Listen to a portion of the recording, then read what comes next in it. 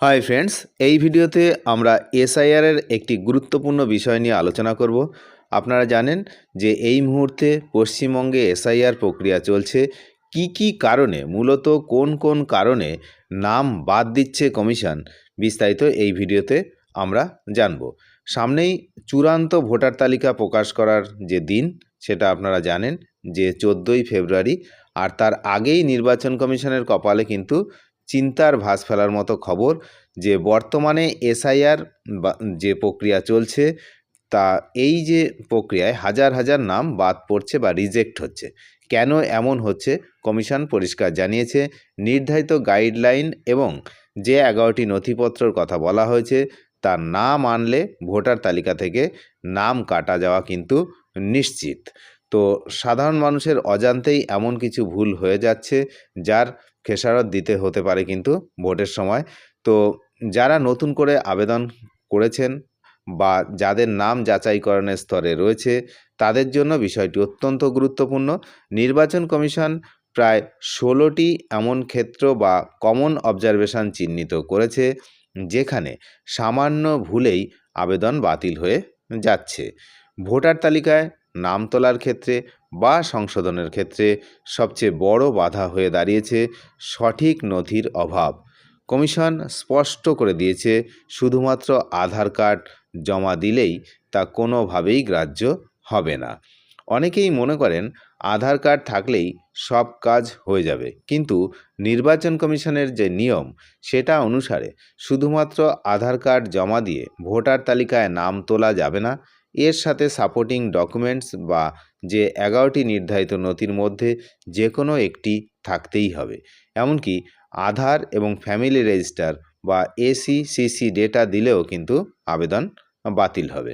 অনেকেই pan card বা ration card জমা দিচ্ছেন, কিন্তু মনে রাখবেন এগুলি কমিশনের যে 11টি নথি তার মধ্যে পড়ে না।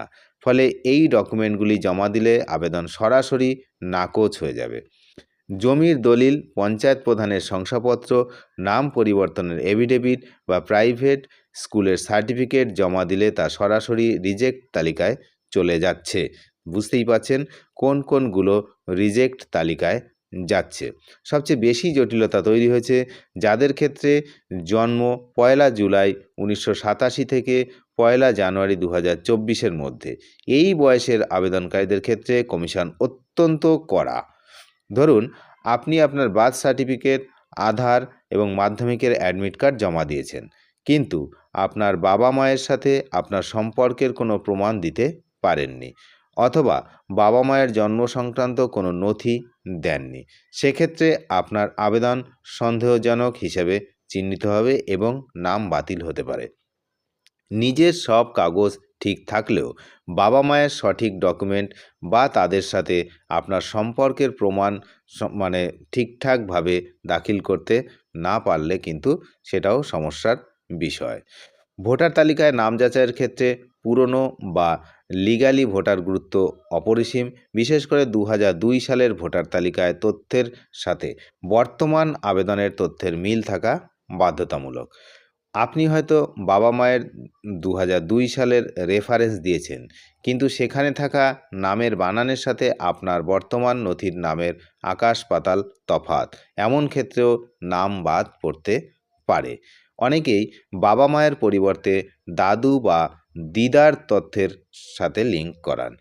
সেখানে যদি নামের সম্পূর্ণ অমিল থাকে এবং সাপোর্টিং ডকুমেন্টস হিসেবে শুধু আধার জমা পড়ে, তবে তা বাতিলযোগ্য। অনেক সময় ভোটারের নিজের দোষ না থাকলেও টেকনিক্যাল কারণে বা বিএলওদের ভুলের কারণেও কিন্তু নাম বাতিল হতে পারে। সিস্টেম হয়তো বার্থ সার্টিফিকেট অপশান সিলেক্ট করা হয়েছে, কিন্তু আপলোড করা হয়েছে আধার কার্ডের ছবি। এই ধরনের ক্যাটাগরি মিসম্যাচ বা ভুল পেজ আপলোড করলে আবেদন গ্রাহ্য হবে না।